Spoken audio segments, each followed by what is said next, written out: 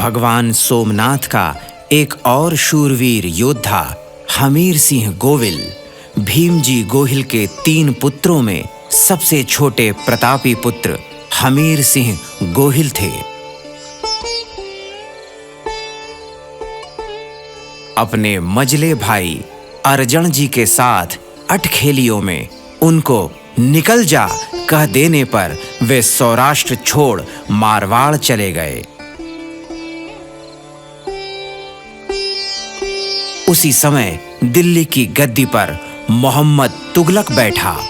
जूनागढ़ के सूबेदार शमसुद्दीन की पराजय के बाद उसने जफर खान को जूनागढ़ का सूबेदार नियुक्त किया।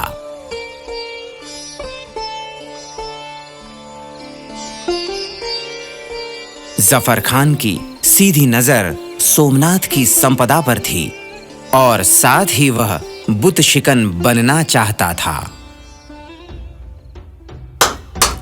सिपह सलार हाजिर हो। कहिए जनाब, मैं आपकी खिदमत में हाजिर हूँ। शिवरात्रि का उत्सव आ रहा है और मैं चाहता हूँ कि इस बार शिवरात्रि के मौके पर सोमनाथ में काफिर इकट्ठा न हो। हाँ जनाब, बिल्कुल ऐसा ही होगा।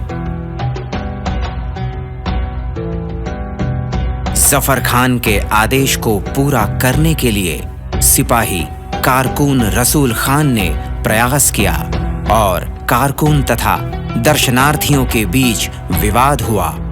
विवाद इतना बढ़ा कि जनता ने सैनिकों सहित रसूल खान को समाप्त कर दिया।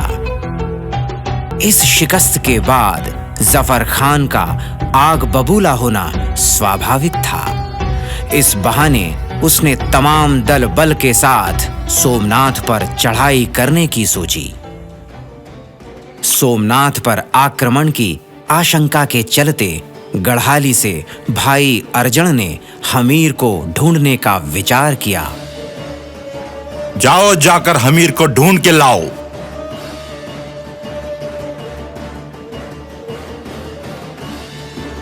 कहो, कैसे आए हो?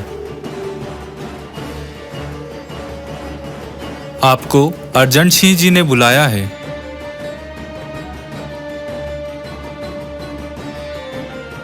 हमीर को यह नहीं पता था कि भाई ने उसे क्यों बुलाया है। हमीर घर आने के बाद अपने परिवार से मिलता है।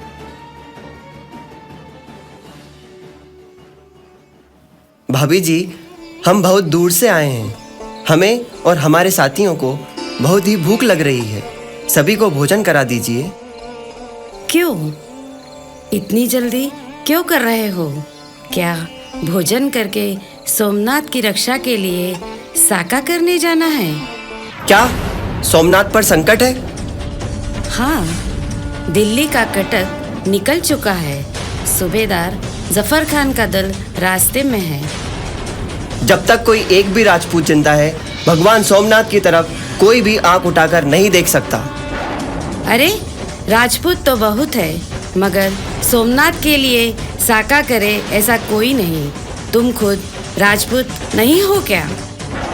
मैं और मेरे साथी सोमनाथ मंदिर के लिए साका करने जा रहे हैं।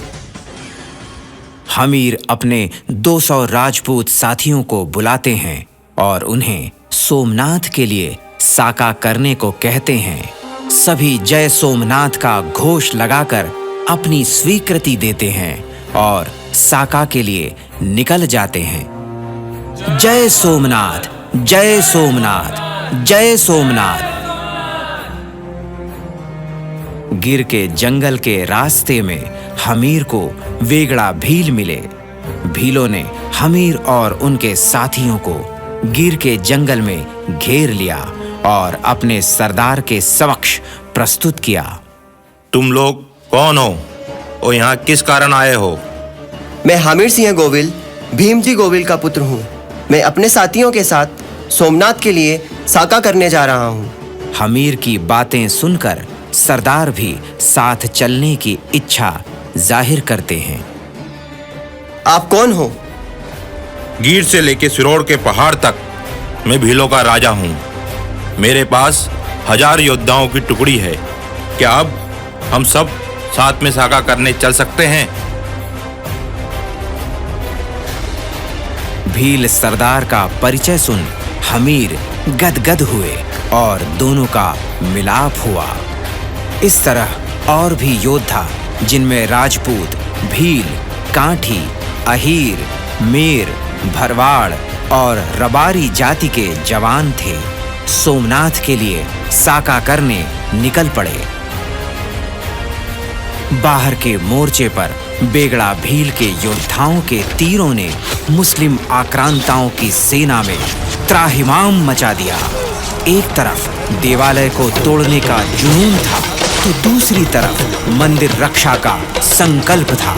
हाथी पर बैठे जफर ने सेना को आगे बढ़ने का हुक्म दिया। जफर ने कुशल हाथी के साथ एक सरदार को बेगड़ा के पीछे किया। हाथी ने सूंड में पकड़कर उसे पटक दिया, जिससे बेगड़ा सरदार वहीं सोमनाथ रक्षा यज्ञ में संविधा बनकर काम आए।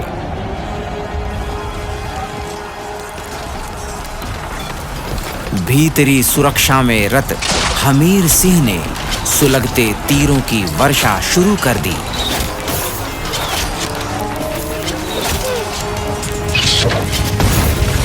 देवालय की संझा आरती में सभी साथियों को एकत्रित कर अगली व्यूह रचना समझाई।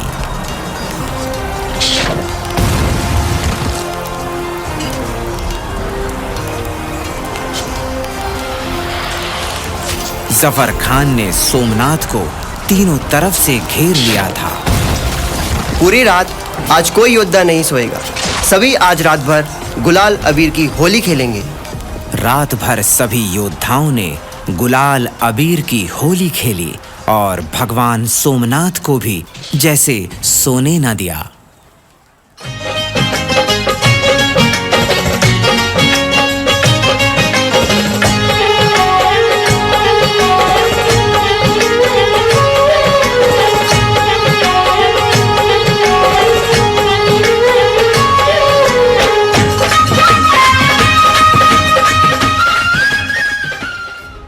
हमीर ने भगवान आशुतोष को जल अर्पण किया और सभी साथियों के साथ रणागण में उतर पड़े।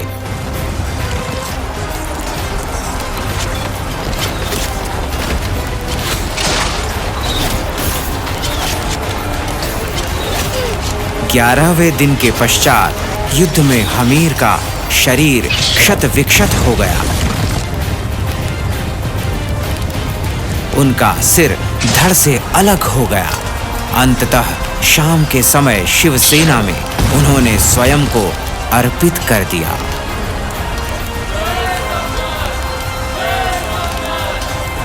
इधर चारण मां अपने शूरवीर पुत्रों के शोक गीत गा रही थी और हमीर इस तरह अपने अनुपम पराक्रम से इतिहास के पृष्ठ लांघते हुए लोक जीवन के कंठ से होकर हृदय में विराजित हो चुके थे।